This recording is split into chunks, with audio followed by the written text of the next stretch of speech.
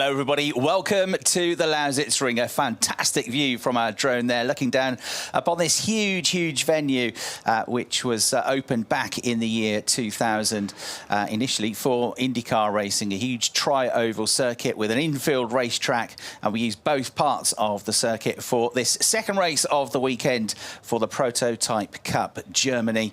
Effectively, round two of the championship. There were meant to be 2 rounds at the opener at Spa in April, but unseasonal weather, some snow put pay to that, so the racing was cancelled, and we've got those extra races put on across the season, including this weekend. There'll be 3 races rather than 2 this weekend. We had a great race yesterday, and that was won by Marcus Pommer and Valentino Catalano for the Gebhard Motorsport team. But 3 qualifying sessions and 3 different pole sitters so far this weekend, and it is Julian Apostolos who's going to be starting the bright pink BWT Muka Motorsport car from pole position for this race, with his 16-year-old co-driver Riccardo Cirelli from Italy to get into the car after the mandatory pit stop. Danny Sufi was one of the stars of the race yesterday as he got in for the second part of the session in the Conrad Motorsport car in his second season now of the Prototype Cup Germany, and went on a real charge to close down the gap to the race leader, which was almost done, but not quite. He got the gap down to about 5 seconds in the end. So second place for that car yesterday, which starts on the front row of the grid once again today. And there is Felipe Lassa, who was the winner of the Nürburgring 24-hour race last year alongside Earl Bamber and Nicky Katzberg and Dan Prittard.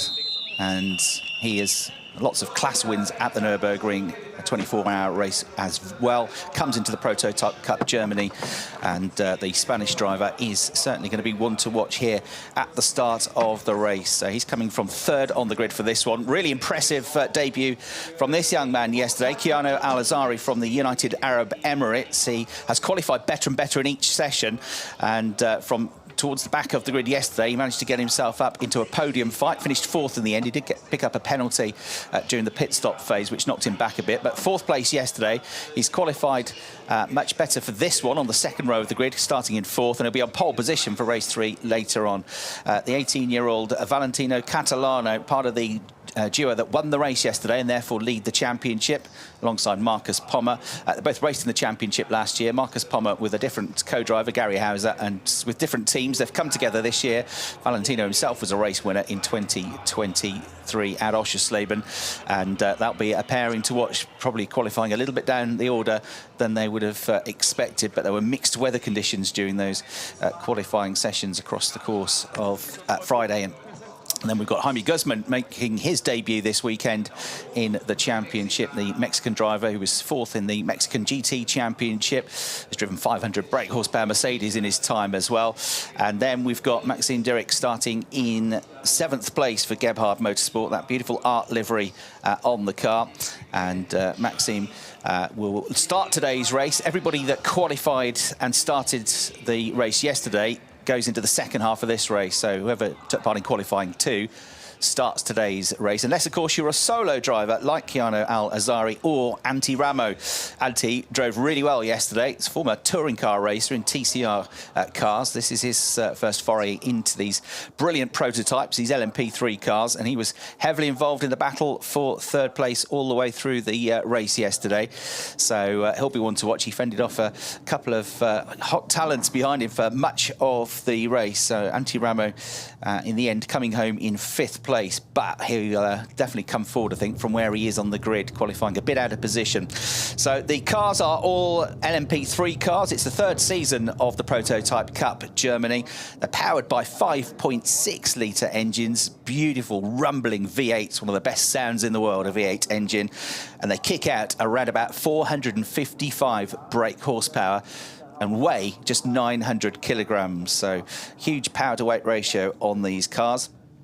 They will have a 55-minute plus 1 lap race. There is a mandatory pit stop whether or not you've got a co-driver, and you have 10 minutes to make that pit stop. It begins when we get to 22 minutes into the race, and then it ends before the 32nd minute is up. So you've got until 31 minutes, 59.999 seconds to come in and make your mandatory pit stop. If you come in too early or too late, you'll be penalised. And the base pit stop time, the minimum pit stop time as a base for everybody is 95 seconds. But depending on your rating as a driver and your driver pairing, and whether or not you're in the top 3 in race 1, you get additional time added on to that, which we'll explain as we get into it. But first, let's take a look then at the starting grid for race 2. And Julian Apostolos for the Muka Motorsport team, the local team based in Berlin, starts on pole with Danny Soufi alongside Felipe Laza for the Fricadelli team, and Chiano Alazari for Mulner Motorsport, the solo driver, are 3rd and 4th on the grid. Definitely ones to watch. Valentino Catalano, early doors championship leader for Gebhard Motorsport, and Jaime Guzman, the Mexican driver, are next up, lining in 5th and 6th positions. The next, Maxime Dirks, the Belgian driver for the Gebhard team, and Antti Ramo for the MRS GT Racing team, starting in 7th and 8th positions. Making their way then around this 3.478 kilometre long circuit, anti-clockwise in direction, which is relatively unusual as well. They use the tight, twisty infield section, which has lots of slow corners where you need good traction, good acceleration out of the turns. Lots of 2nd gear and 3rd gear corners, but of course the start and the end of the lap mighty quick because you use the banking of the tri-oval circuit. You come back onto it to a point as well coming out of turn 5. So it's a real mix of high-speed stuff, but also technical, twisty, challenging corners. So welcome along then to the Lausitzring. My name's Chris Hartley. I'm going to be talking you through this second race of the weekend. I can see out of the commentary box window, if I look across to my left into bright sunshine at the moment. It might not be like this for race 3 later on. There's a chance of rain this afternoon, but for now it is 22 degrees, bright sunshine, and I can see the cars just making their way through turn 11 behind the safety car in 2x2 formation, getting ready for the start of this race with Julian Apostolos and Danny Soufi, the Swiss and American drivers, sharing the front row of the grid. Apostolos getting pole position for this race by a healthy margin, 9/10 of a second. But today is a different day. The pole sitter to the right of your picture then, and the Conrad car of Danny Soufi alongside. And watch out for Felipe Laza as well in the red and white and green Fricadelli car just behind that pink machine as the race gets underway. They thunder over the line, and it is a very good start for Apostolos. Soufi is weaving around in the mirrors. He's got to keep an eye on his own mirrors because Felipe Laza has a look at the inside and tries to sneak through. That doesn't quite happen. The top 3 stay as they are. It's side by side as well for 4th. We've got a spinner further back, I'm afraid. That might be Jaime Guzman, and it is. He gets going again, but loses 4 or 5 seconds as a result of that.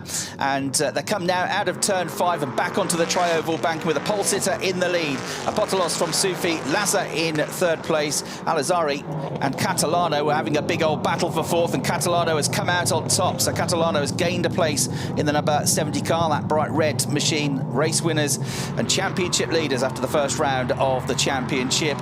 Alcazari tries to get the position back, but nothing doing yet. Really good start for Apostolos.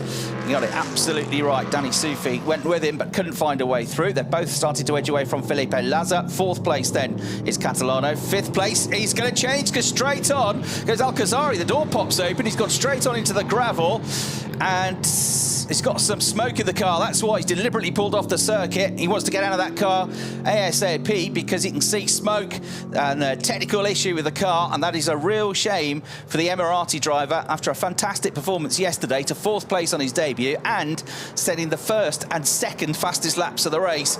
But he's out of this one. He'll hope they get the car fixed because he's on pole position for race 3 later on today. So at the end of lap number 1, drama already. Apostolos leads, Soufi in 2nd, Laza in 3rd, Catalano 4th. Ramo now moves up to 5th, and 6th place is Dirks. And there you can see the smoke getting worse and worse. Hopefully the marshals will be there with the fire extinguishers pretty soon, but that car in danger of catching fire. The driver absolutely fine and well away from it all. So he carries on now, and hopefully they'll get that car seen to in the not too distant future. Right, so at the end of the first lap of the race, nearly 9/10 of a second was the advantage. That looks like it might have come down. And in fact, 3rd is quickest through the first sector. Felipe Laza trying to get back on terms with the top 2. There he is. The Nürburgring 24-hour race winner. However, the safety car is going to be deployed, and everybody is going to bunch back up. Incident between cars 47 and 80 under investigation. Well, 47 was the AF2 Motorsport car of Jaime Guzman, which was in a spin, so they're looking at whether there's possible contact between that car and the number 80 car of Maxime Dirks, potentially.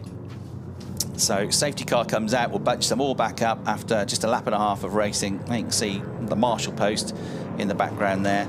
After his excellent performance yesterday is Keanu Alcazari, who's also racing in Formula 3 this year, and in fact has had one round of the Spanish Formula 3 Championship and is running in the top 3 in that championship, having had 2 podiums from the first 3 races at a Jarama recently. Also finished 3rd in the UAE Formula 4 Championship over the winter as well, with a couple of wins at the Yas Marina circuit. But is race 2 here in the Prototype Cup. Germany has ground to a halt. We get a look at a replay of the restart here, or the start of the race. We're under safety car conditions at the moment, so you're not missing anything. And this was how it looked on the rolling start as these V8 engines roared into life. A long run down towards turn 1, the heaviest braking zone on the lap. And there you can see Danny Sufi was weaving around, just trying to unsettle the pole sitter, Apothelos, on the way into turn 1. That's how it looked from the pit wall, a fantastic sound. Lazar had to think about going down the inside of Danny Sufi, and might be a slight bit of contact between them. And there's that replay of the contact that they're looking at, and the spin ultimately for the number 47 car of Jaime Guzman. Yeah, I think there was a bit of contact between 2nd and 3rd. Can't see from that angle whether he did get a tag or not in the 47 car. Yes, I think he probably did from that angle. So that's what they're looking at. So it was just on the left rear corner of the number 47 AF2 Motorsport car. Jaime Guzman getting a little clip, and this was the moment that pulling off the circuit, the door popping open, because he wanted to get out of there as soon as he could. The cockpit filling up with smoke on the number 21 Milner Motorsport car of Keanu Alcazari, and an early exit to the race, I'm afraid, for him. That's the reason the safety car has been deployed. You can see the marshals have been there with the fire extinguisher. The smoke and any chance of fire has been put out. Fire extinguisher makes a real mess inside a car, though, so if they've had to use it, it will take a lot of clearing up. We've got some time, though, because the 3rd race of the weekend not due to get underway until 4:40 p.m.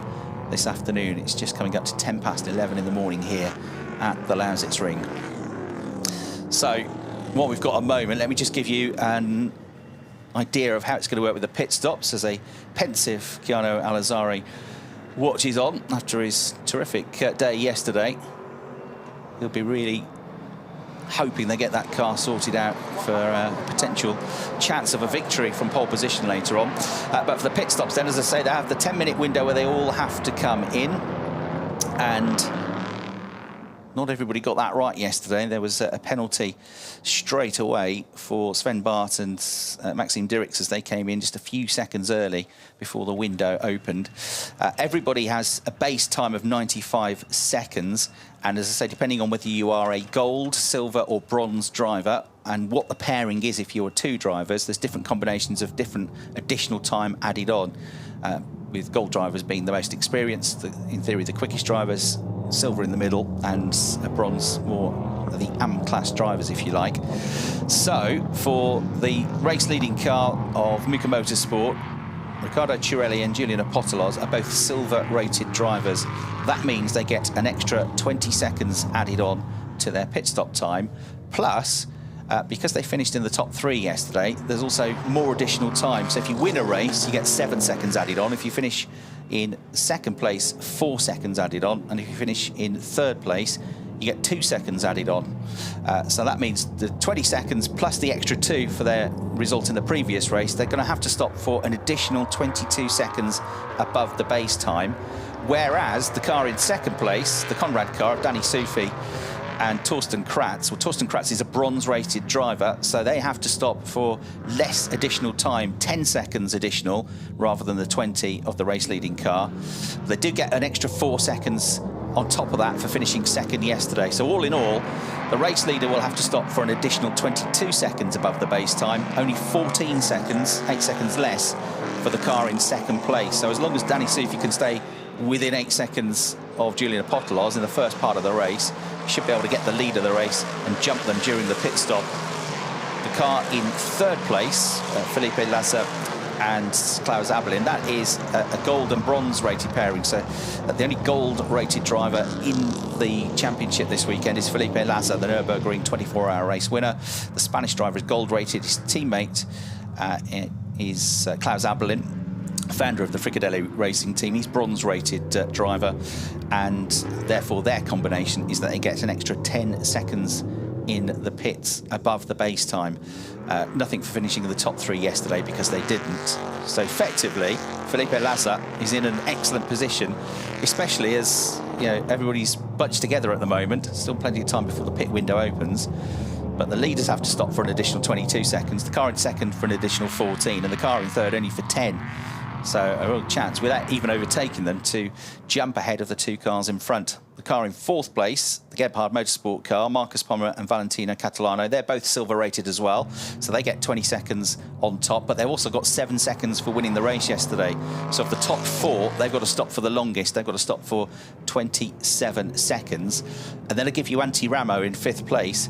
He's a bronze rated driver. He doesn't get any additional time added on to the pit stop and didn't finish in the top 3 yesterday, so no extra seconds. So effectively, he's behind Valentino Catalano in the race at the moment. Valentino Catalano and his teammate, Marcus Pommer, 27 seconds longer in the pits than Antti Ramo. So Antti proved to be a pretty rapid peddler yesterday, battling away. Really entertaining battle he had with Chiano Alazzari and with Riccardo Torelli. They battled for a long time in the first part of the race for 3rd position. Could be interesting to see what he can do here. I think a podium is definitely on the cards. And of course, the longer they all stay bunched up behind the safety car, the less chance those quicker, more experienced drivers have to get away from him. So Antti Ramo will be rubbing his hands with glee here. I don't think we're too far away from the restart because we've seen that the car is being moved away. However, Antti Ramo is under investigation for an incorrect grid position. We saw several 5-second penalties being applied yesterday for this. So too, the number 47 car of Jaime Guzman. So that's been looked at for incorrect grid position. That's been, they were in the wrong place, but whether they were lined up properly for the rolling start. And 3 teams fell foul of that yesterday and picked up 5-second penalties. So that's hanging over Antti Ramo at the moment, but nothing as yet. It's just being looked at. And there you can see the Mulder Motorsport car of Chiano Alazzari has been towed to safety now, out of the gravel trap and out of the way, which hopefully means we'll be able to get back up to race speed in the not too distant future. Remember, the pit window opens after 22 minutes. So when there are 33 minutes left on the clock, that's when the pit window will open. I'm looking out of the window and the safety car lights are still on at the moment, which is the sign. Ah, they've just gone out, literally just gone out. So we are going to get the race back up to speed. The lights going out on top of the safety car, the signal to the drivers and to us that it's coming in on this lap. Race control confirming that with the on-screen graphic. So we're going to get back up to speed, single file. Restart. It's up now to the race leader, Julian Apostolos, to control the pace here and pull the trigger, and nobody can overtake until you go past the start-finish line. Julian Apostolos from Switzerland leading the way for Muka Motorsport. Was 2nd in last year's championship, but with a different co-driver, Oscar Tunko. Had 3 wins at Hockenheim, Oschersleben and Nürburgring. They didn't race here at the Lausitzring in 2023, but it was with a different team as well, Van Omen Racing. Here we go then. Julian Apostolos pulls the trigger, unleashes all of that horsepower and gets his head down on the way out of turn 12 to get this race back up to speed. Over the line they go. We're back onto green flag conditions, and that was the perfect restart from Julian Apostolos. He's given himself a 1 or 2 car length buffer on the way down into turn number 1. Through the right and the left sequence at turns 2 and 3 they go. 2nd place still Danny Sufi. Felipe Lazar just a little bit off them in 3rd. One to watch, I reckon, is Valentino Catalano in 4th place. And everybody safely through the remaining 7 cars. A 5-second time penalty is coming the way of number 47 for an incorrect grid position. I think for the 2nd time. I think that was one of the cars that got picked up yesterday. So Jaime Guzman has had a real up and down start to the race so far. Tipped into a spin and then a penalty. But of course, still on the back of the train now. That safety car did help out the Mexican driver.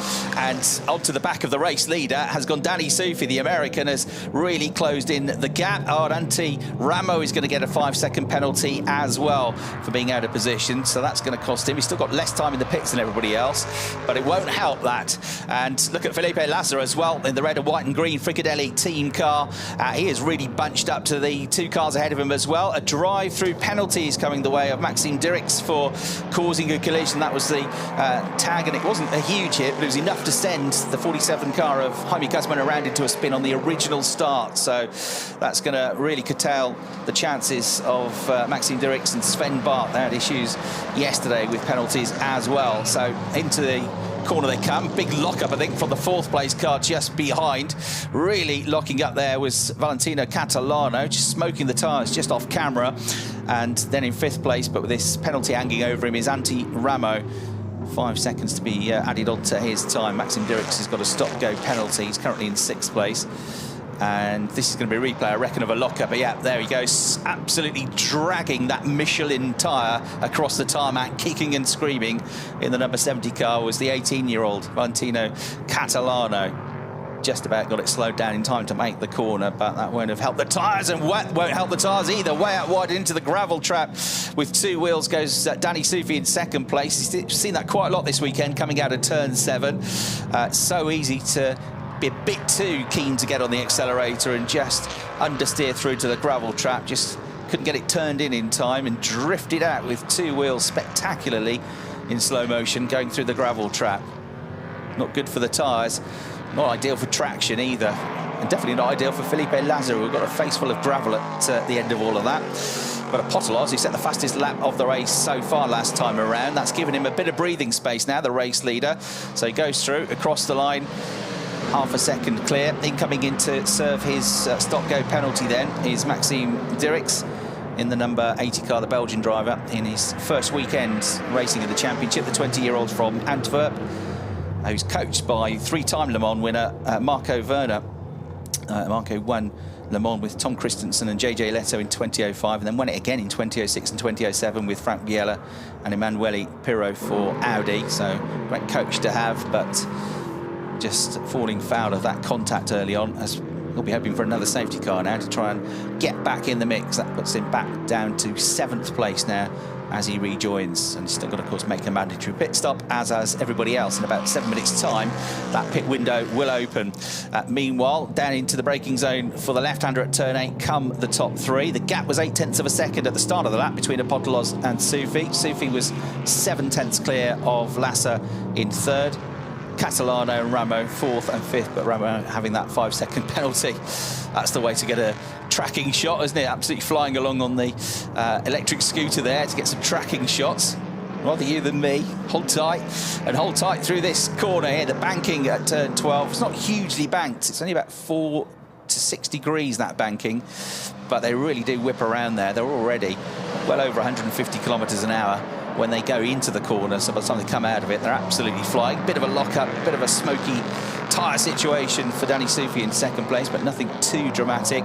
And on that lap, the race leader going through with the new fastest lap of the race, 1:22.026. However, it was only 22 thousandths of a second quicker than Danny Soufi. Felipe Lassa, however, was about 4/10 off them, so that's why the driver there in 3rd place has just dropped off their pace a little bit as he comes back off the tri-oval, turns left into turn 6. It's very slightly downhill there. It's a relatively flat, non-undulating circuit this, but there are 1 or 2 areas where you get a little bit of inclination or go downhill. I think Danny Soufi might have got a bit wide again there when we come back to him.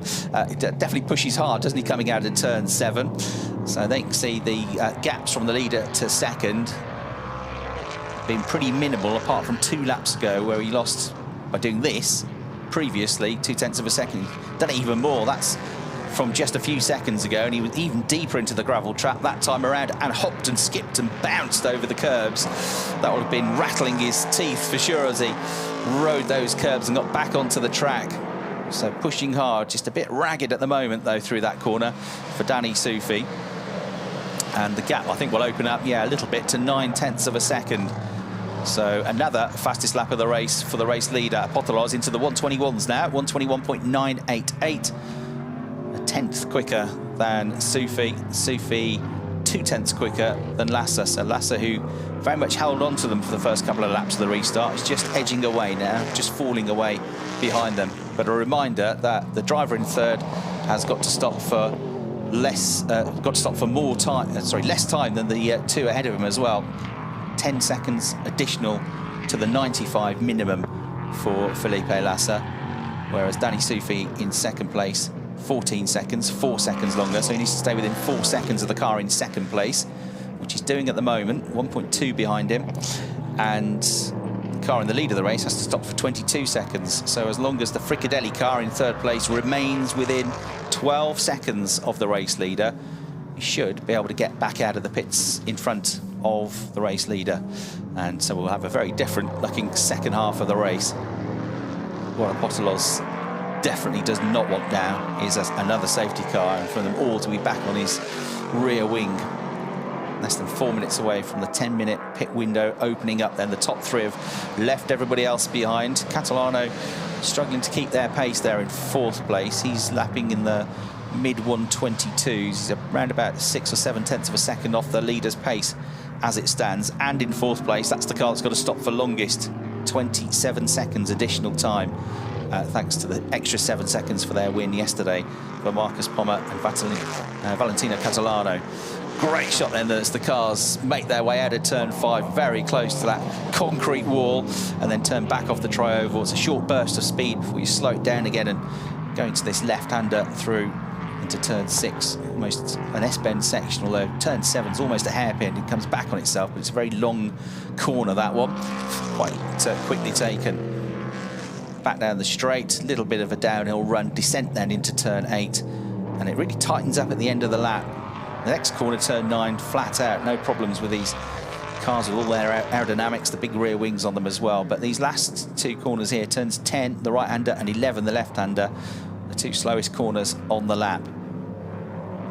You can see Catalano and Ramo have got about 2.5 seconds between them as well. It's the car in fourth place you're looking at, Valentino Catalano, ready to hand over to former German Formula 3 champion and former Formula 2 racer Marcus Pommer, who got 4 race wins on his way to the championship title last year. It's the third season of the Prototype Cup Germany. We've also got Torsten Kratz to get into the Conrad car, the turquoise and black car running in second place, and he was second in the championship in its first season in 2022. So although he's only a bronze-rated driver, he's a driver with good experience. There is Antti Ramo, the Estonian driver. Excellent job yesterday, 5th place in the end, but it was another driver that picked up a penalty for a pit stop. Finished 12th in the Italian TCR Touring Car Series a couple of years ago. Did only selected races in that championship last year. A lot of karting experience in the Rapid KZ2 category, and on 4 or 5 occasions finished in the top 3 in the National Estonian Karting Championships. He was a runner-up back in 2008 in Rotax Max 125cc karting as well. So did a bit of Formula Renault in Finland around about 14 years ago in 2010. There you are, looking at the third place car though of Felipe Lassa, and just falling away, just can't keep on terms with the top 2. We've got a new fastest lap of the race last time around though for the driver that he's falling away from. Danny Sufi, the American in second place, was with just over 2 tenths quicker than the race leader last time around. However, Apostolos responds with the new fastest lap of the race, 121.525. Smoking the tyres again into turn 1 is Danny Sufi.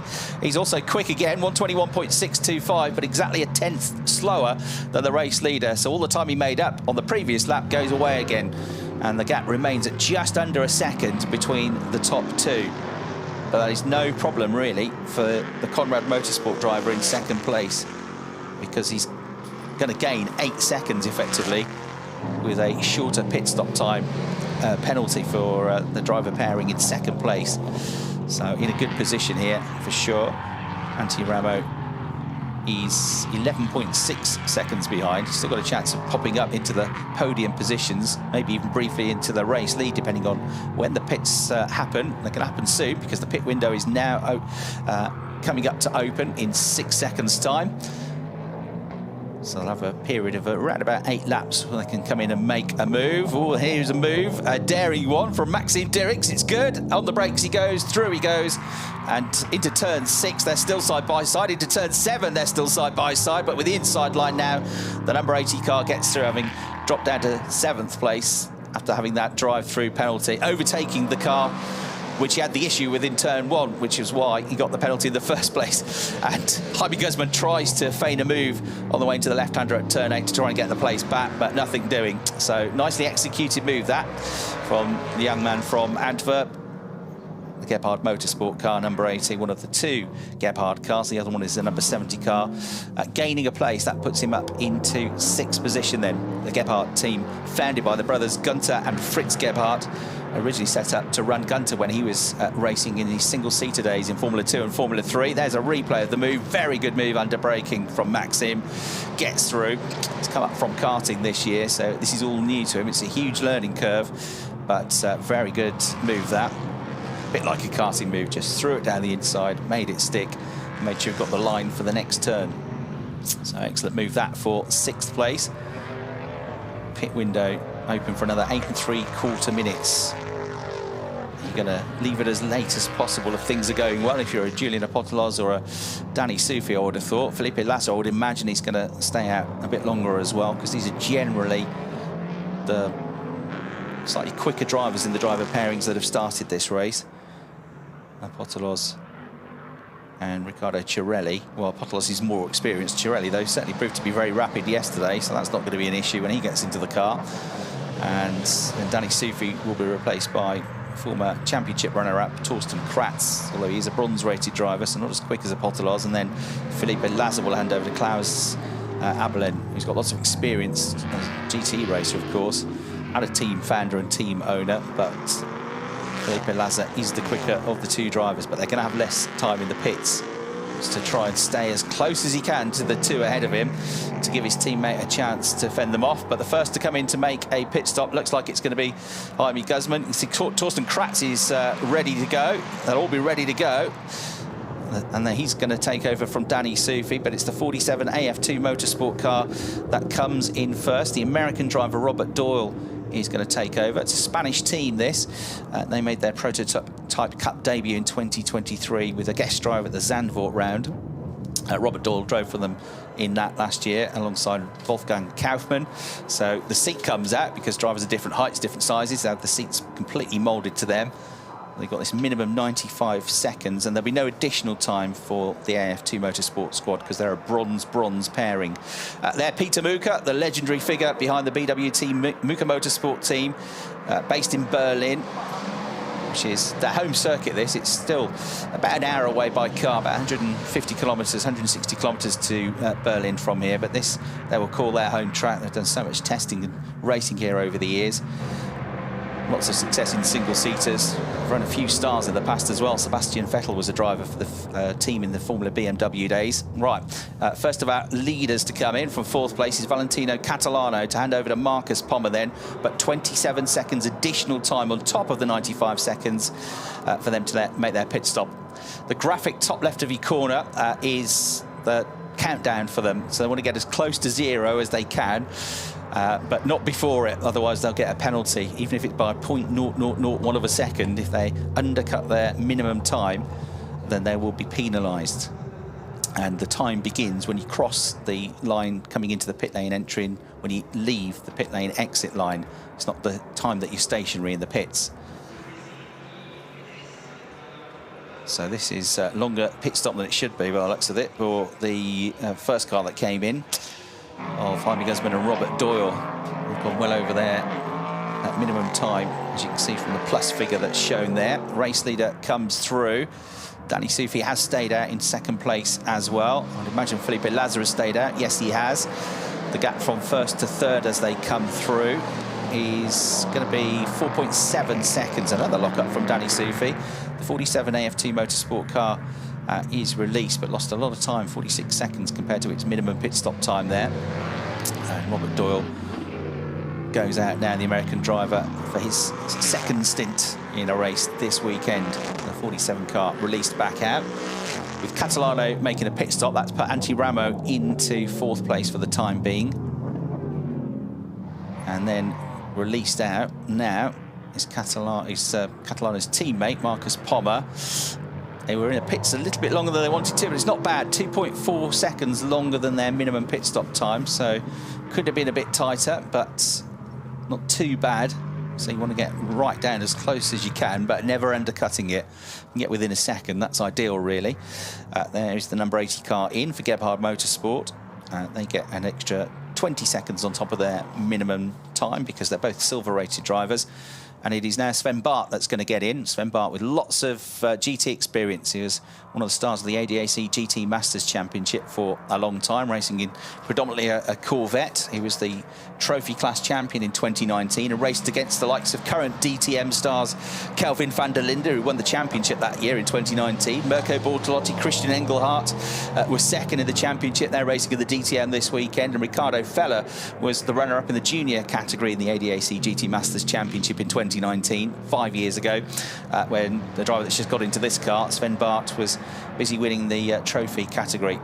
Started out in single-seaters in his junior career more than 20 years ago, racing in things like the Formula Volkswagen Germany Championship. Right, only 3 3/4 minutes to go. I suspect these three cars are going to push it another lap at least before they come in and hand over the reins to their co-drivers.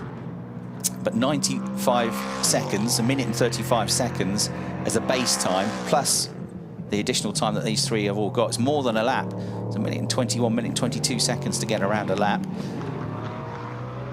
For now, Sufi is within 3 seconds of the race-leading car and should be able to stop for 8 seconds less. Oh, car 47 under investigation for the pit stop, and in comes the second-place car, Danny Sufi. So, whoa, gets the tail end wagging there. Still can carry on at speed here. It's the white line there where you have to slow the car down and achieve the minimum speed in the pit lane for safety. But you can attack the pit lane entry, as he was definitely doing there, as you saw. It was quite spectacular from Danny Sufi, keen to get in and out as quickly as he can. There's no refueling of the pit stops, no tyre changes, and a maximum of 3 people can work on the car. Maximum of 1 air gun as well. So out of the car gets Danny Sufi. Charging drive from him yesterday, pushing hard again today, as we saw, particularly at turn 7. In gets Torsten Kratz.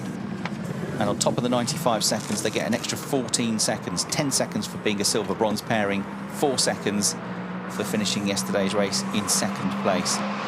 So another 62 seconds before they're out of there. Antti Ramo has come in as well.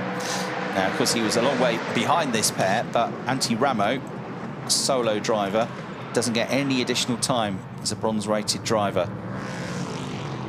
I'm getting a replay of... that was a bit tight, wasn't it? So that's the 80 car of Sven Bart coming out and unsettling the Fricadelli car. Just stole its racing line, and the Fricadelli car of Felipe Lassa had to take evasive action onto the grass, losing valuable seconds. In comes the race leader then. So I think it was rather the exit from the pits, or was it just the pit stop they're looking at for the 80 team? They don't want another penalty, that's for sure. Right, Julia Potolos comes in.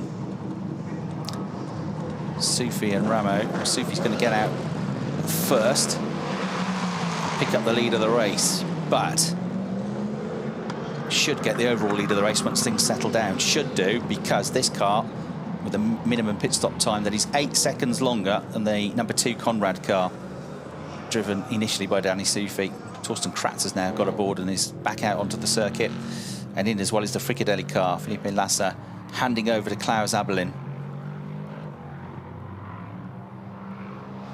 So those 2 cars in, pit window into the final minute now, but that's everybody in. Everybody's made their stops now, so nobody's leaving it as too late, which was the case yesterday. One of our drivers just coming in a couple of seconds too late, and just a chance to settle, get ready and think about things. So it should be that the number 2 Conrad car picks up the lead of the race. It's just going into turn 8 at the moment, so it's about 2/3 of the way around the lap. This car with a longer pit stop being overseen by the officials to make sure it's all done correctly. Not too many people working in the car. No tyre changes, just looking at tyre pressures at the moment because the track is warming up considerably. Right, the number 2 car just about to come into the final turn and should get through fairly comfortably. Pit window now closed and should get into turn 1 before that Muka Motorsport car is released. Riccardo Chiarelli going down the pit lane, and there to the left of your picture is the Conrad car, and it's going to just about do it, is it? Yep, through it will come, ahead of that car. But the Fricadelli car is ahead of both of them because that had less time in the pits than the pair of them with a bronze gold driver rating. However, Klaus Abelin, with the best wood in the world, is not likely to be as quick as Torsten Kratz or Riccardo Cirelli. And already for the lead of the race, effectively, this is the move on the way into the left-hander at turn 6. Down the inside goes Torsten Kratz. Nicely done. Klaus Abelin straight away down to second place, and he'll have to deal with fairly rapidly, I reckon. Riccardo Cirelli, the Italian, will come after him, and then it'll be a straight fight between the Conrad car and the Muka Motorsport car. The Muka Motorsport car, I mean, given away 8 seconds during the pit stops due to the additional pit stop time, as we get a replay of that move. Absolutely beautifully executed by Torsten Kratz. Textbook manoeuvre, that. Late on the brakes, found the line, but didn't overdo it, didn't brake too deep into the corner.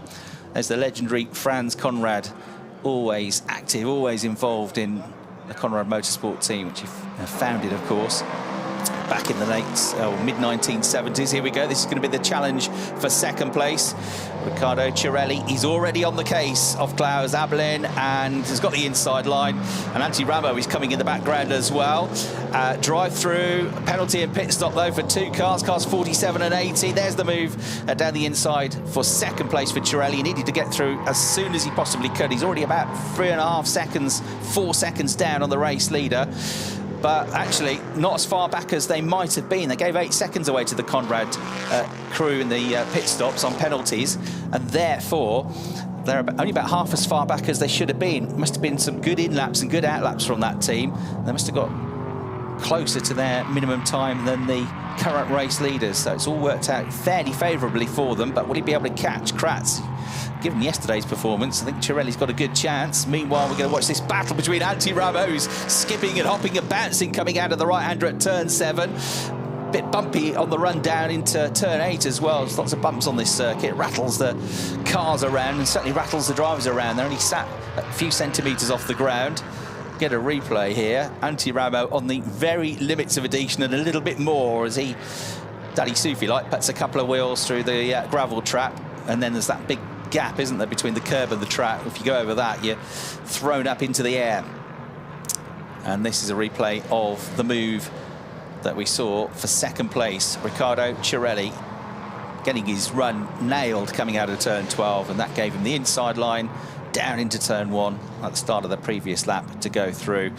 And it was all smiles from his teammate Julian Apostolos. Big thumbs up from him. Right, drive-through penalty for speeding in the pit lane for Antti Ramo. So he's just dived into the pits from 4th place. So Klaus Abelin given a respite here, 3rd place for him at the moment. We've seen the drive-through penalties as well coming for number 47, the AF2 Motorsport car, and also for number 80, Gebhard Motorsports. That'll be their 3rd pit stop for the Gebhard number 80 pairing of Sven Bart and Maxime Dirks as well. Been too long in the pits in this race, frustrating for them. So now you can see visually the gap from 1st to 2nd, and it is less than 4 seconds, and there's still 19 minutes plus 1 lap left in this race. Next one to keep an eye on is that one in the background, the 3rd car in your picture of Marcus Pommer. He's got to try and catch up now to Klaus Abelin. This car is 2 laps down the number 80 machine, running in 6th place for Sven Bart. So Klaus Abelin's last lap time in the number 30 Fricadelli car was a 1 minute 26.4, but Marcus Pommer did a 1:21.5, so 5 seconds a lap quicker. So it won't be long, 2 or 3 laps before he's challenging for that 3rd place, Marcus Pommer. Klaus Abelin, whose partner was the late great Sabine Schmitz, the queen of the Nordschleife, and they set up this team together. Klaus, great to have him, a legendary figure. It's Fricadelli company, make fricadellas, and often have fricadellas on the livery of their cars, and they were actually the team that took victory at the Nürburgring 24-hour race last year. Great success in 24-hour racing for the Fricadelli racing team. So Felipe Lassa, who took that victory as one of the drivers alongside El Bamba, 2-time Le Mans winner, and he was also joined by Nicky Katzberg and Daniel Pittard. It was a great driver lineup to take the victory. And we disposed of that lapped car now, Sven Bart. You can see the red and black machine, though, of Gebhardt Motorsport and Markus Pommer, the German driver, hunting down Klaus Abelin. He's got the gap down to less than 5 seconds. He's been about 5 seconds a lap quicker, so next lap, I think, he'll do it. He's absolutely easing into the advantage. This is the battle for third place. There you can see he was 4.8 seconds quicker 2 laps ago, 5.6 seconds quicker last time around. He's had a bit of traffic to deal with, but that was easy work. He's flashing the lights and saying, hello, Klaus, please can you let me through? I want to see if I can catch the top 2. Flashing the lights. Klaus has not got to give way, though. This is for position. He'll see the car weaving around in the mirrors. He's not going to give up the place yet, so he holds on to third for the time being with 17 minutes to go. But you feel like it's just a matter of time. Markus Pommer is that much quicker. It's hard to find a way past here. He might have to wait until he gets back out onto the banking at turn 5 and then have a luck down into turn 6, I reckon, because it's just single file through here, through turns 2, 3 and 4, out through turn 5. And this is the chance for Markus Pommer. Gets on the gas, puts the traction down, finds the inside line. Klaus Abelin makes it hard, squeezes in, but Pommer is through and into third place. It sends him a bit deep into the corner, but that's okay because it's a right-hander coming up, and Pommer is through and into third place. So what's the gap from first to second? That's down as well, 2.7 seconds. Last lap was a 1:21.598 for Cirelli. So he's absolutely flying. He's got the bit between his teeth here, looking to get a race victory, a first one, in his first weekend in the championship if he can. Replay then of this move for third place. Abelin made it awkward for him, but he found a way through. So Riccardo Cirelli on a charge in second place. This is his first season in car racing. He's only 16 years of age. He's been racing internationally in things like the WSK Champions Cup, first as a junior, then as a senior driver, but only recently. Runner-up in the Ayrton Senna Trophy in the X30 category in 2022. He's been a top 3 finisher in the Italian Karting Championships. And there he is, Riccardo Cirelli, flying along in that pink Muga Motorsport car, trying to get a race victory here. 2.3 seconds is now the gap. And he's a silver-rated driver, even though he's got much less experience in these types of cars than Torsten Kratz, the bronze-rated driver. Incidentally, the younger drivers also fight for the junior championship trophy. Nobody fights for the overall championship points, but there's a separate category for the juniors and for the AM drivers for the trophy category. So yesterday, Danny Sufi was the best placed junior, so picked up with the multipliers that they have, depending on the ratings of the drivers, picked up 30 points, a 5-point lead in that category. Just lapping now the number 47 car of Robert Dorn. You can see visually that gap has come right down. So this is going to be a very tasty final 15 minutes of the race. 1.2 seconds is now the gap, and he's much, much quicker. So 1:21.7 versus a 1:22.8. Cirelli 1.1 seconds quicker than Torsten Kratz last time through, and he's got loads of time to hunt him down and pick off the move. What about Markus Pommer in third place? He's quicker than both of them, but he's not that much quicker than Cirelli. 1:21.395, and he's 16 seconds back. Thanks to all that time that to serve in the pits. 27 seconds, 20 for their silver rating and 7 for winning the race yesterday. Watching on, Franz Conrad, Julian Apostolos watching on as well. Did a great job at the start of the race. And he would have been worried about that safety car losing him some laps to extend his advantage, but they really didn't lose as much time as they might have during that pit stop phase. They did a good job as a team. The drivers did a good job. And now we've got Cirelli hunting down the race leader here. He's within a second of him. And on the next lap, it's going to be absolutely nose to tail. They're just about to make their way through the banking again, through turn 12. Good on the acceleration here for Torsten Kratz. Unleash 455 brake horsepower each and thunder up to well over 250 kilometers an hour. Hit the brakes. The battle for first in these LMP3 class cars is very much on now. The gap less than half a second as they cross the line. They go right then left through turns 2 and 3. No chance to overtake here. Could do with being a bit closer if he wants to have a look into turn 6, I would say. So Cirelli, I don't think he's going to be able to have a lunge here. He'll get close though, but a good job so far from Torsten Kratz. He's working hard here to keep the youngster behind him. They make their way into turn 6. The gap comes down a bit more by another couple of tenths of a second. And again, hard to overtake here. There's maybe a chance into the next corner, turn 8, particularly if the driver ahead of you runs too wide through the gravel. That was right on the limits, but not beyond it for Torsten Kratz. Absolutely perfectly done by the driver in the lead of the race. He's a bit stressed. He's seen this all before for 4 decades, but he still gets stressed, Franz Conrad. And they are enjoying it down in the garage. We've got a battle for the lead of the race in our hands, and Torsten Kratz is digging his heels in here. He's making life difficult for Riccardo Cirelli. Peter Bucher watches on with a wry smile on his face as well. The two legendary team owners going to battle with their charges here. Torsten Kratz has held him off for a lap at least, and the clock continues to tick down, but he's closer than he's ever been. He's flashing the lights to try and unnerve the race leader. They go underneath the commentary box with about a length between them into the braking zone. He's fended him off again. 0.3 of a second as they cross the line, but it's next to nothing when they get to turn 1. Big chance really is into turn 1 and probably turn 6. A half chance into turn 8, but it's not full of overtaking opportunities here, and he'll be ticking them off. And the longer it goes on, in a sense, the easier it becomes for the driver in the lead of the race, because he knows exactly where Cirelli is going to be quicker than him and exactly where he needs to defend, where he needs to cover off. And he's done a perfect job so far, Torsten Kratz, you have to say. 14 seconds behind them is Marcus Pommer in 3rd place, and if these two getting into a battle, you never know, you might be able to catch them up. 121.3 last time. He was nearly a second quicker than this battle, because Cirelli has been brought down now to the pace of Kratz. So you won't see him yet, but if they fight each other for another 2 or 3 laps, you might just see that number 70 machine looming in the background.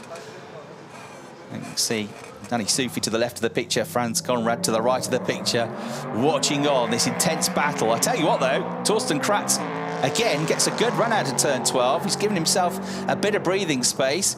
He might close up, but he's not going to be right with him as they cross the line. So is he going to be too far back to have a lunge down the inside? Maybe. It looks, he closes it up, but Cirelli stays where he is for the time being.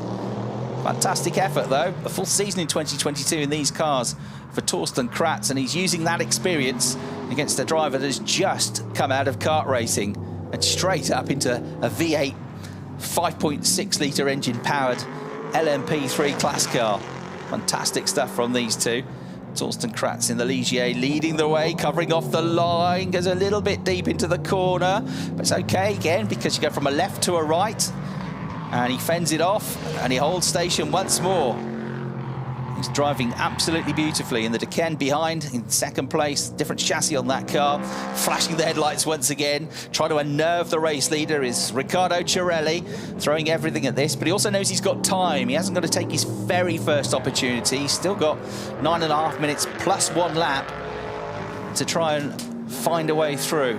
But this now becomes a high-speed game of chess and strategy. Each driver trying to anticipate the move of the other, trying to outthink them, trying to force them into a mistake by applying pressure, by inviting maybe the move if you're the race leader, and for the driver behind to try something that's not really on and outbrake themselves. Nose to tail over the line they go. Still nobody in the background, but they will start to see very soon, just in the distance, that number 70 car of championship leader Marcus Pommer. Through they come. He's covered off turn 1 once again, so that is hugely helpful.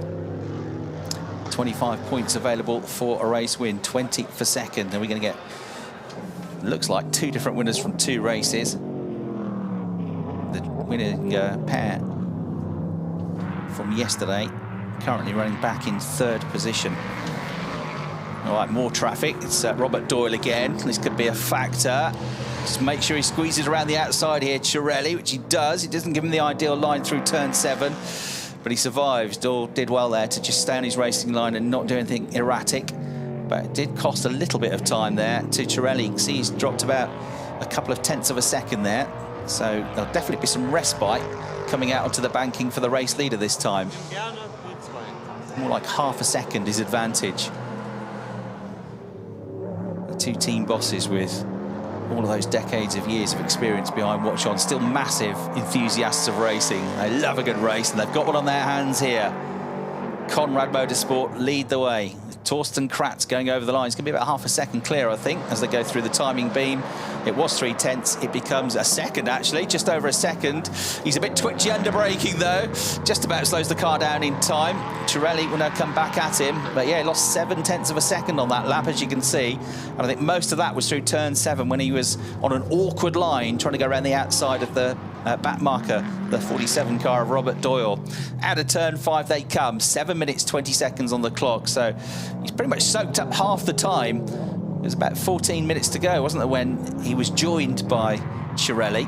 And Torsten Kratz could tick off another lap, I think, here by the sounds of it, but I think he's winding it back in through the first sector. He wasn't much quicker. He was quicker, but he was only 12 thousandths of a second quicker, Cirelli, through the first sector. So Torsten Kratz has upped his game through the second sector. Torsten Kratz is actually a little bit quicker, 2 thousandths quicker than Cirelli. So overall, Cirelli's only made up 10 thousandths of a second through the first 2/3 of the lap. Looks good here, though, doesn't it? Through the slower corners, through turns 10 and 11. But it's always a good exit from turn 11 and through turn 12 for the race lead. There's more traffic potentially ahead. That's Sven Bart just going into turn 1 in the number 80 car in 6th place. Right, here they come over the line. Has the gap come down at all? Maybe. Yes, back down to 7/10 of a second. But all of that really was in that last sector.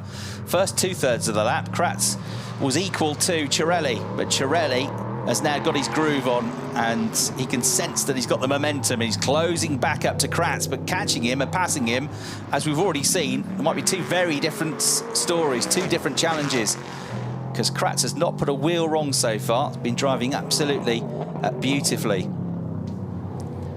Finished second yesterday with the 20 points that he scored, added to 25 for today, 45 points.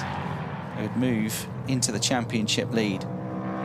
Marcus Pommer and Valentino Catalano are on course for 16 points at the moment, which would put them on 41, 4 points adrift. And Cirelli and Apotelos, this would be a second place to add to the third as it stands, so they would go from 16 points to 36 points.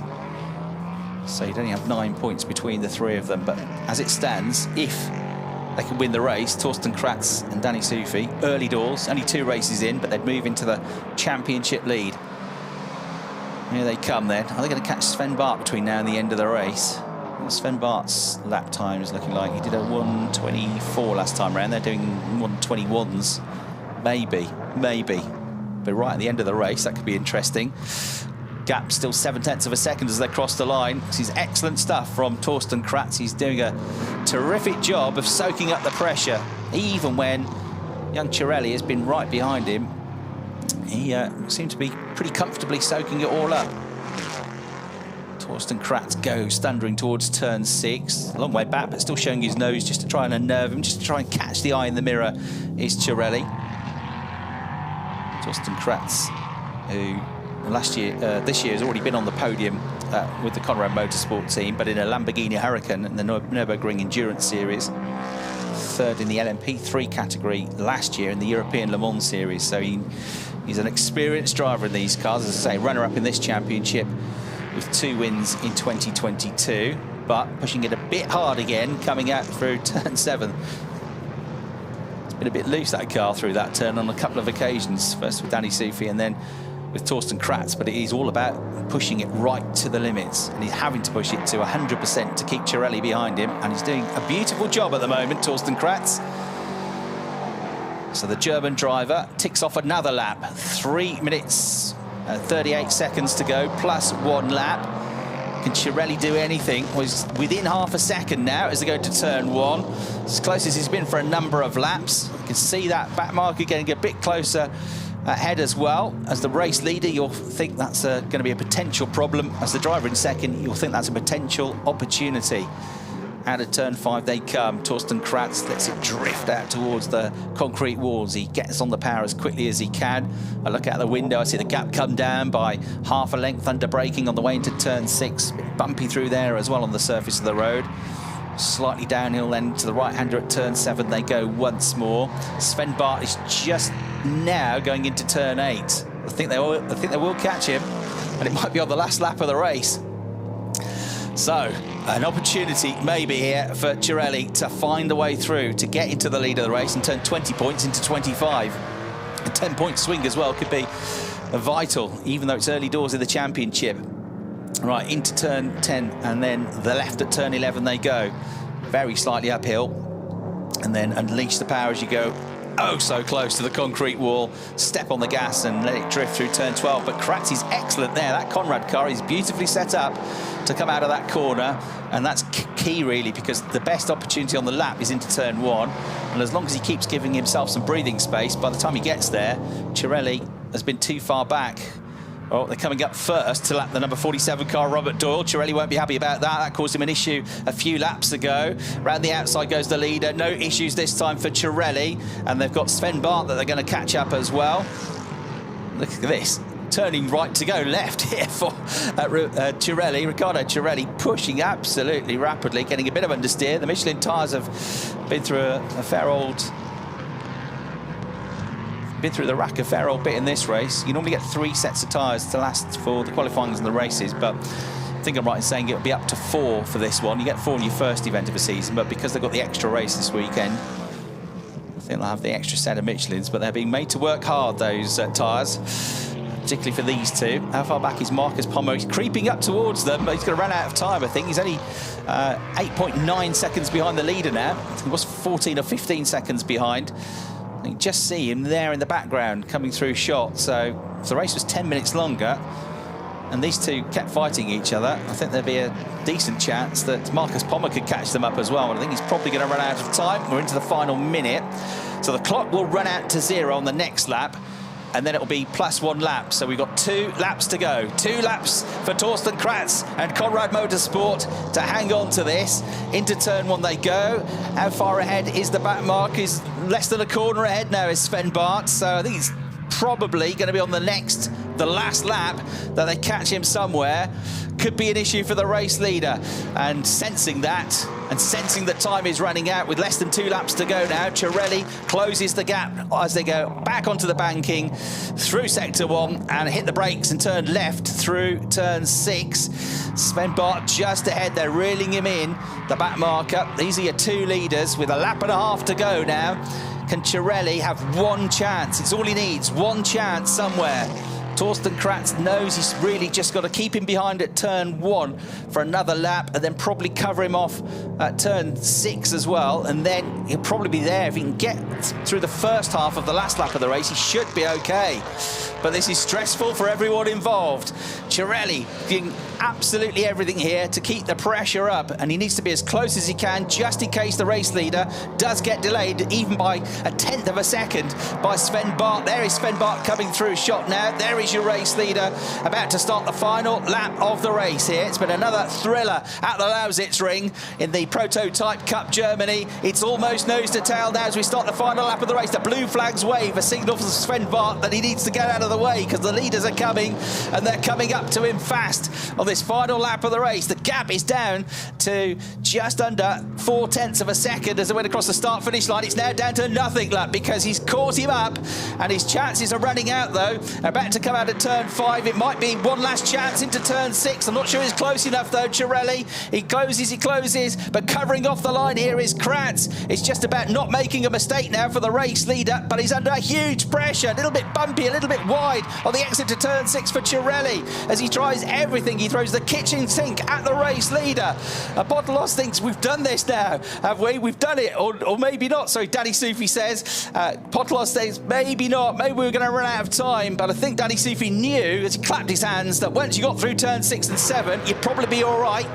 And he's probably going to be a winner here with Torsten Kratz, because Torsten has been mighty through turn 12 every time so far. You've got 2 corners to go, Torsten. Don't make a mistake. You go right, you go left, and now you get on the gas and you wind it up, you avoid the wall, and you focus all of your attention on the checkered flag, and he's going to do it. This is going to be a victory, and a brilliant victory from Torsten Kratz, Danny Soufi, and the Conrad Motorsport team, who take the checkered flag after 55 minutes and a lap of pure adrenaline.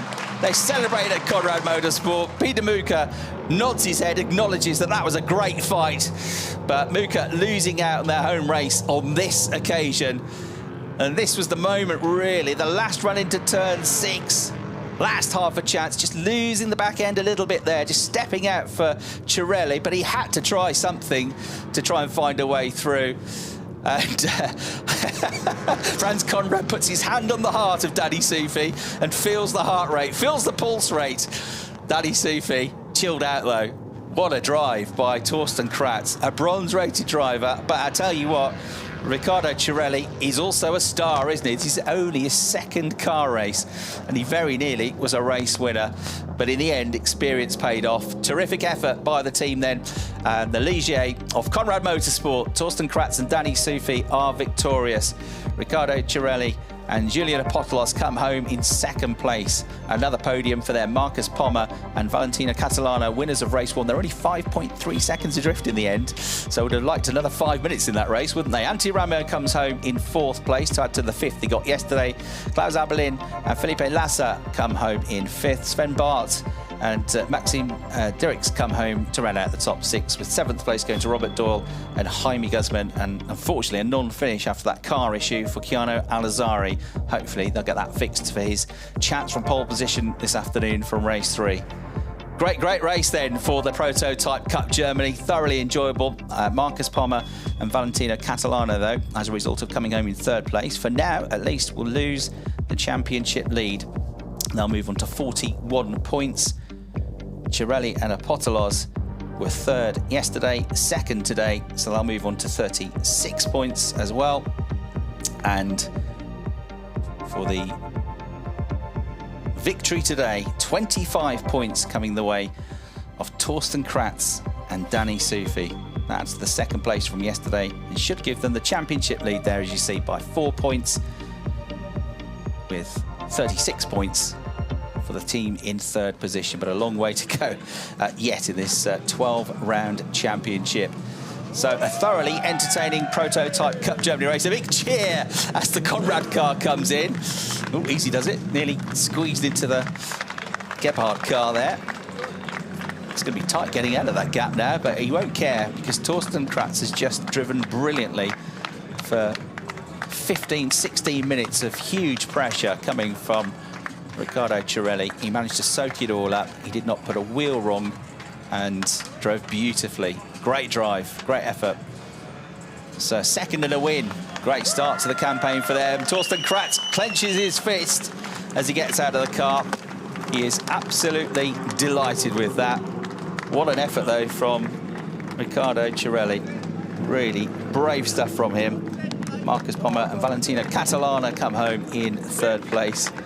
And then a hug between the two drivers. Danny Soufi puts his arms around his teammate. His teammate gets himself up onto the roof of the car. Franz Conrad, always with a smile on his face, encourages this misbehaviour.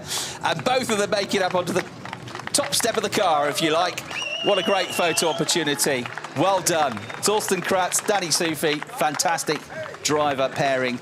They're going to be in the real hunt for this championship title. It's a quality field that we've got for the Prototype Cup Germany. And Torsten Kratz gets more hugs. Well, you know you've done a good job if somebody as experienced and knowledgeable as the team boss congratulates you like that and gives you a big hug. And there is Riccardo Cirelli in the background. Terrific drive. He's got a smile on his face as well. I think he really enjoyed that. Never really got a proper chance, though, did he? And that's credit to Torsten Kratz. He pushed. He was right behind. He never really got fully alongside because the 53-year-old from Mönchengladbach just read his every move and upped his pace, looked after the car, and excellent stuff. And Torsten gets the helmet off now. That would have been hot work as well. It's 23 degrees outside the car, add about 30 to that inside the cockpit with all that heat that's generated from the V8 engines. So these guys have to be hugely fit to deal with this. The track temperature 30 degrees as well, punishing for the tyres. There's Marcus Pommer closest to the picture. He was really pushing on at the end of that race. Got the gap down from around about 14 seconds to 5. And he would have caught them up, I think, with another 3 or 4 laps. But it is this pair that take the victory. Torsten Kratz to the left, Danny Soufi to the right. All smiles for the German-American driver pairing for the Austrian team, Conrad Motorsport. They'll be heading to the podium very shortly indeed. First of all, though, let's get last year's champion Marcus Pommer and Valentino Catalano, fourth in the championship last year. They're quite the pairing as well. They've already had a race win this weekend. Third place for them on this occasion. Valiant effort from this pair. Julian Apostolos started the race, and with all of the pressure that he gave, Riccardo Cirelli drove a fine race as well, didn't he? So those two make their way onto the second step of the podium, but to the top step of the podium, your race winners, Torsten Kratz and Danny Sufi. All smiles, great sportsmanship here with these drivers. Great rivalries, but they're also very respectful of one another. And the winning junior, Danny Sufi, so he'll extend his junior championship title after taking the victory in the class again, as he did yesterday. And the top trophy driver, of course, is his teammate, Torsten Kratz. So they take more points towards the sub-championships, with Conrad Motorsport now being brought up as the team winners. And it's the boss himself that comes up to enjoy all of this, always with that great smile on his face. One of the real characters of international motorsport, the Austrian driver. And now let's get the winning anthem.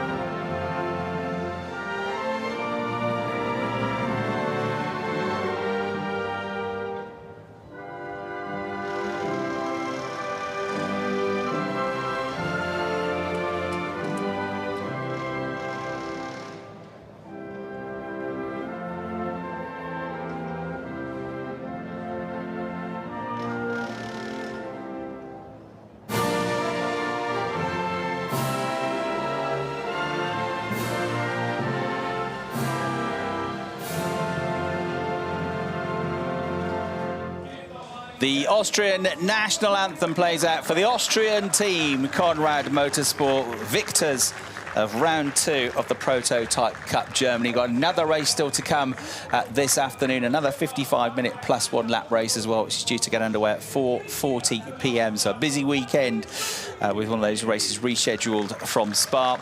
The winner's trophy is now handed then to Torsten Kratz, the left of your picture there on the top step of the podium, and Danny Sufi. And more great silverware to be handed. This is from Philippe Planet from Michelin, who provide the tyres for these cars. And that goes to Riccardo Cirelli and Julian Apostolos for their fine second place. Guido Kernbach from the ADAC handing over the trophies to Marcus Pommer, who still affords a smile. Good effort, Marcus. You were catching them, but you ran out of time. And Valentino Catalano played his part as well. Third place for them. And the winning junior trophy to Danny Sufi. Just about got the right one. So Danny adds to the 25 points he scored yesterday as a top junior in the race, second place overall yesterday. So that's cumulative by 1.5 points because of his driver pairing as well. So 30 points again, 60 points for him. The top trophy driver was, of course, on the top step of the podium. So Torsten Kratz will get 37.5 points added onto his total. Antti Ramo, with a different driver rating, though, scores double points the way it works with the accumulators. So it's going to be a big fight, I think, between Torsten Kratz and Antti Ramo this year for the trophy standings. But for now, they can just enjoy the moment, and we can reflect on what was a terrific second race of the weekend here at the Lausitzring for the Prototype Cup Germany, with another one to look forward to. Yesterday's race was fantastic. Today's was even better, I think, and race 3 hopefully will go out with a hat-trick here at the Lausitzring, because it's been fantastic. I don't think they'll be doing the champagne because they've all got to... Oh no, they will. I was going to say they've got to stay dry for race 3 later on, but hopefully they've got some spare race suits, or they brought the washing machine. It's Franz Conrad that started all of that, of course, with a cheeky glint in his eye. So they celebrate on the podium at the end of a fantastic Prototype Cup Germany race. All smiles, still full of enthusiasm after all these years in motorsport, which is great to see. Hope you've enjoyed our coverage of the Prototype Cup Germany. From me, Chris Hartley, in the commentary box, it's been a blast. Join us again later on for race 3. We'll leave you with some highlights now from race 2 here at the Lausitzring. Bye for now.